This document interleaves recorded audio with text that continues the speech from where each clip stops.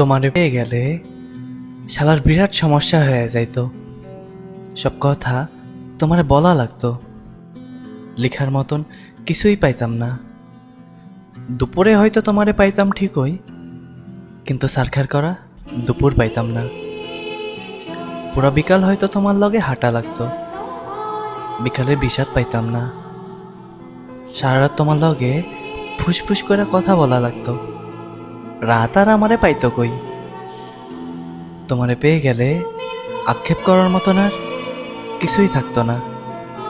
আক্ষেপের অভাবে ফাঁকা ফাঁকা লাগতো। তোমার দিকে তাকাইলে তোমার চোখেই ডুবে যাইতাম, পিঙ্ক ফ্লুইডে আর ডুবা হইতো না।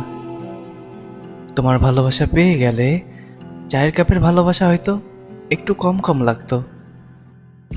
তোমারে পেয়ে গেলে তোমার না পাওয়ার কষ্ট পাওয়া হইতো না। তখন তখন ছোটখাটো কষ্টগুলো শালার জ্বালায় মারতো। কাছে থাইকা তোমার সৌন্দর্য দেখে ফেললে হয়তো নর্দার্ন লাইটটাও টর্চ লাইট মনে হইতো।